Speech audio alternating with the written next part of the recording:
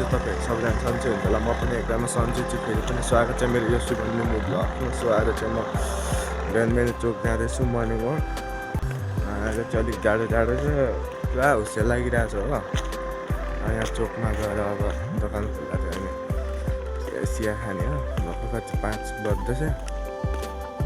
So अहिले चाहिँ म चोकबाट पनि फर्किसकेको छु। चोकहरू सब बन्द थियो हो। सो आज हुस्से लागेको कारणले पनि होला चिया खाऊँ भनेर सोचिरहेको थिएँ। पसल पनि खुल्लै थिएन। अब क्यान्टिनमै खान्छु। अब क्यान्टिनमा खाएपछि अनि म चिया पनि खाएर यहाँ बाटोमा निस्किसकेको छु। सो आज चाहिँ हेर्नु न हुस्से पनि कम्ती लागेको छैन हो। अघि बिहान त मजाले देखेको थिएन, अहिले देख्नु सक्नुहुन्छ यस्तो छ हुस्से। सो अब गर्मी मौसम लाग्नुकै कारणले पनि होला आज यस्तो हुस्से लागेको। अब यहाँ चाहिँ हाम्रो थेरापी हस्पिटल भनौँ न, चार पानी गयो। अब एकछिनमा अहिले म चाहिँ यहाँ थेरापी हलमा बस्ने बेला तपाईँलाई भेट्छु है त।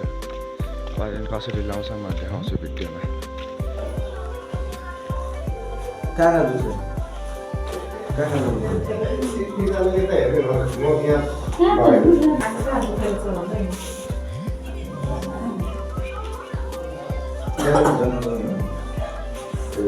यो चल्दैन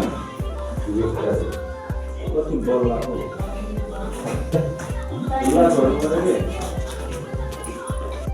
सो तपाईँहरूले देखि नै सक्नुभयो होला कसरी करेन्ट लाउँछ भनेर। पलाएर हो यहाँ चाहिँ अनुहार बाजेको अनुहारमा लगाइरहेछ मुख भाङ्गेको कारणले। यस्तो छ धमाधम। सो तपाईँहरूले देखि नै सक्नुभयो होला यहाँ करेन्ट लगाएको। सो यहाँ चाहिँ बिमारी कस्तो कस्तो छ भने पेरालाइसले हानेको, अनि प्रेसरले हानेको, अनि त्यो नसा सम्बन्धीको।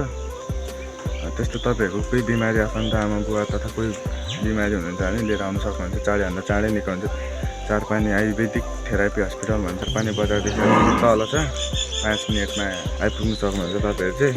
सो अब एकछिनमा फेरि भेट्नुपर्छ है त।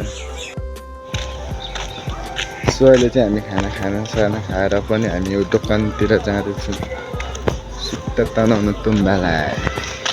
सो यहाँ चाहिँ हाम्रो तुम्बा चुरो खाँदै गफ गर्दै हुनुहुन्छ। त्यहाँ हामी चाहिँ दोकानबाट पनि फर्किसकेको छौँ। सो आज म त्यति घाम पनि लागेको छैन, यस्तो छ। सो अब चाहिँ गएर म पनि सुत्छु। ब्याचमा चाहिँ अहिले सुतेर पनि उठिसकेको छु। यहाँनिर चाहिँ हाम्रो बोजूहरूलाई घाम तापाउँदै हुनुहुन्छ तुम्बाले। यहाँनिर हाम्रो के अरे कहाँ भयो ठाउँ हाई भन्नु नि, हाई भन्नु नि। अहिले कस्तो भइरहेछ थेरापी गरेर? राम्रो भइरहेछ हो। अरूलाई के भन्नु चाहनुहुन्छ? प्रेसरले हानेको नसा चेपिएकोहरूलाई यहाँ आउनु होला भन्नु न। चाँडोभन्दा चाँडै निको हुन्छ होइन? हो त भन्छ हो हाम्रो अङ्कल चाहिँ। सो अब चाहिँ हामी यहाँ हस्पिटलमा कामै दिँदैछ, यस्तो घुम्दै बस्यो। यहाँ चाहिँ हाम्रो छिमेकी दाइ हुनुहुन्छ। यहाँ हाम्रो तुम्बा हुनुहुन्छ।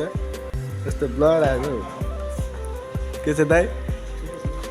अलि थेरापी गरेर कस्तो हुँदैछ? अस्ति त खुट्टै काम लाग्दैन थियो, अहिले चाहिँ अलिकति भयो नि हिँड्ने हुनुभएको छ है।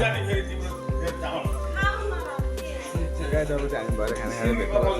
सो आज मैले बेलुकाको पनि खाना खाइसकेको छु। अब आजको भ्लग चाहिँ यिनी गर्नु होला।